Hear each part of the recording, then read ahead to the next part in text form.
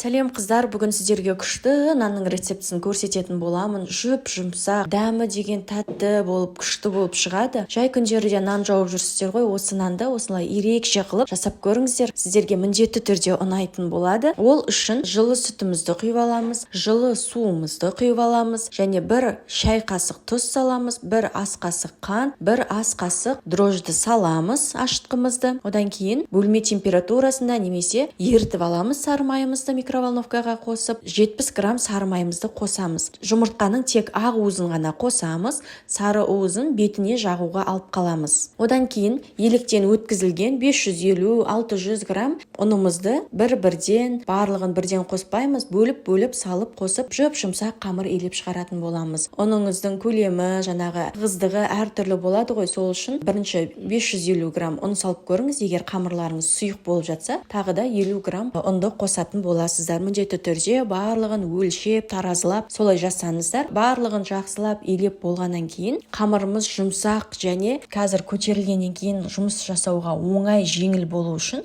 қолымызды кішкене майлап аламыз да, сұйық маймен тағы бір қамырымызды бастырып шығатын боламыз. Одан кейін бетін жабамыз, ауа өтпейтіндей етіп, сосын жылы жерге қоямыз, қамырымыздың көтерілгенін күтеміз. Осылай қолымызды тағы бір майлап аламыз сұйық маймен. Ұн қосып, ұнды пайдаланып қажет емес. Осылай қолымызды майлап алғаннан кейін қамырмен жұмыс жасау өте оңай, жеңіл болады. Осылай сопақша етіп келтіріп аламыз формасын. Үшке бөлеміз. Егер барлығының көлемін бірдей қылып бөле алмасаңыздар, таразы пайдаланып, сол арқылы бөлсеңіздер болады. Болмаса осылай мен секілді көзбен үшке бөліп пайдалана беріңіздер. Одан кейін домалақ етіп барлығын дайындап қоямыз. Шетінен алып, ұзын сопақша етіп қамырымызды жайып шығамыз. Қамырымыз өте жұмсақ болады және жайған кезде де жұқа болып шығады. Жұқалығынан еш қорықпай-ақ қойыңыздар. Оқтауды пайдаланып қажет емес. Бір бетін осылай қолымызбен жайып шығамыз, одан кейін айналдырып екінші бетінде осылай қолымызбен жайып шығамыз.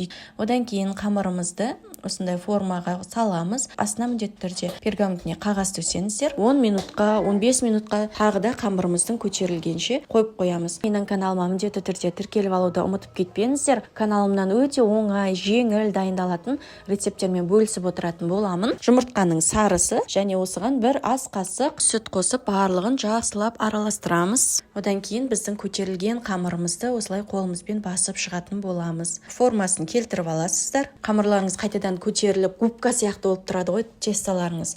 Сол кезде қайтадан көтеріліп, формасын жоғалтып жатса, қатты басып жіберіңіздер. Міндетті түрде қорықпаңыздар.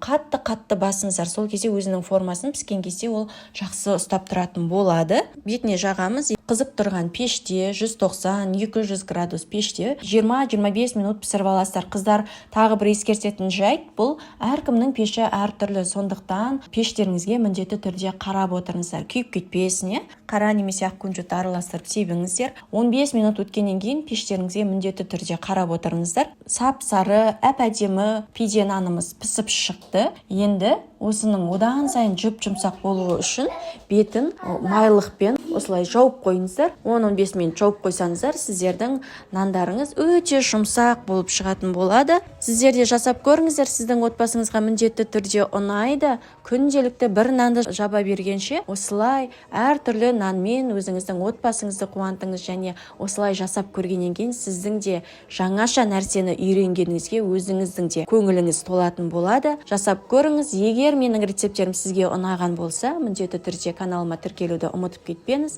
Мен сізді өзімнің каналымда күтетін боламын.